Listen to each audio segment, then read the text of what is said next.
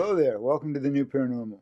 I'm Professor Joseph Dent. I believe that we are on the brink of a paradigm shift that will upend everything we currently understand about the universe and our place in it. In the New Paranormal, we're going to take a look at some of the evidence and the indications that have led me to this admittedly a little bit wacky conclusion. We'll connect the dots together so you can decide for yourselves if you agree with me or if you think I've lost my marble. Either way, leave me a comment and let me know. I'd love to hear what you think. Am I onto something, or do I belong in the loony bin? Now, I want to warn you that what we're talking about here is going from a physical or materialist worldview to one in which consciousness is primary and is the foundation of reality itself. This is going to lead us into some woo-woo territory. We're going to be talking about things like ESP, extrasensory perception, remote viewing, telepathy, precognition, reincarnation, life after death, ghosts maybe. We're going to talk about clairvoyance and Edgar Cayce and his apparent ability for psychic healing, as well as a review of what he had to say about the lost continent of Atlantis. Now, the jury's still out on whether or not Atlantis ever even exists, so we'll also take a look at some ancient cultures that we're more confident actually existed. We'll also be looking at shamanic traditions from around the world and see how the shaman used sacred plants to access other realms of existence. Now, I'm not trying to prove or disprove whether any of these things are real. I just want to start a conversation about how our perceptions of them seem to be changing and see if we can't figure out why that might be and where it's headed. I hope you join me on this adventure. I think it's going to be fun as we watch the paranormal becoming our new normal. Today's episode is going to be all about telepathy. Have you ever thought about someone only to have them call you a few seconds later, or known how someone was feeling from miles away? Most of us dismiss these moments as coincidence, but what if there's something real? A hidden channel of communication between minds. Welcome to the New Paranormal. Telepathy research didn't start on TikTok. It started in the shadowy world of Cold War intelligence. In 1977, the U.S. Army quietly launched the Stargate project, commissioned by the Defense Intelligence Agency and run out of Stanford Research Institute in Palo Alto, California. Its mission? Explore psychic phenomena for military advantage. Remote viewing, the idea that a trained person could see distant targets. And psychoenergetics, influencing people or objects with thought alone. For nearly 20 years, from the mid-1970s until 1995, the project generated thousands of reports. When the CIA declassified it in 1995, the review said it had never produced useful intelligence. Yet even skeptics admitted some results were hard to explain, and the people involved in the project said that the results were more complex and nuanced than the public had been told. These declassified files are now available at the National Archives, which I think gives us some indication of just how seriously the government was taking psychic research. Fast forward to the 21st century, and the line between paranormal and possible is getting blurry. Today's military research doesn't talk about ESP, it talks about neural interface. DARPA's Next Generation Non-Surgical Neurotechnology Program, or N3, aims to let soldiers communicate with machines and each other directly through thought. The U.S. Army has poured millions into synthetic telepathy, translating neural signals into text or voice so teams can coordinate silently. Other DARPA projects fund brain-controlled weapons and drone systems operated purely by mental intention. It's not fantasy anymore. This is the early stages of engineering. Telepathy, it seems, is being reborn through technology.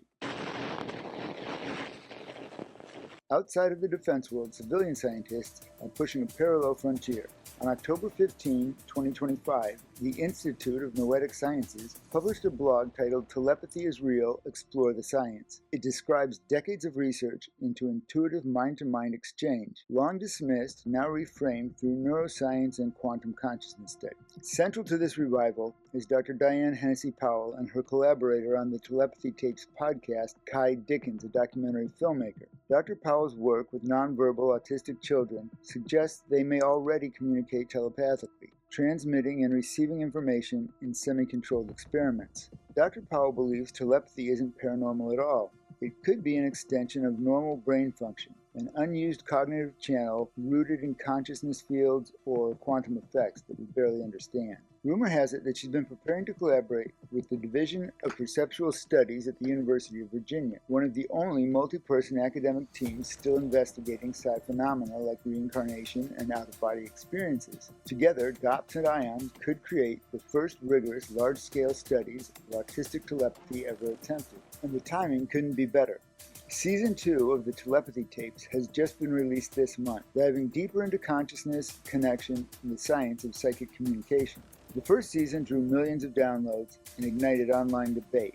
The second season is set to push the idea of telepathic ability into the cultural mainstream. For the first time, the public conversation is less about whether telepathy is real and more about how it works and can we learn how to do it.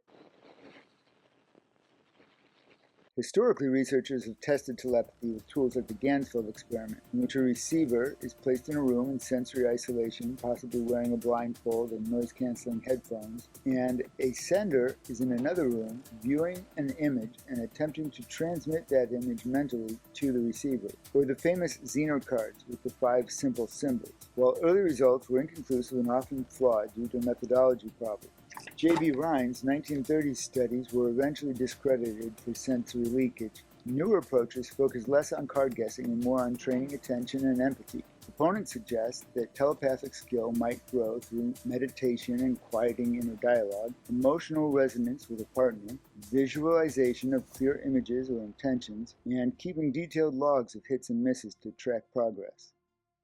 The Institute of Noetic Sciences argues that telepathy may be a latent human ability, one we've never systematically cultivated. So while mainstream science remains skeptical, an increasing number of people are treating telepathy like yoga for the mind, a discipline that sharpens intuition and empathy.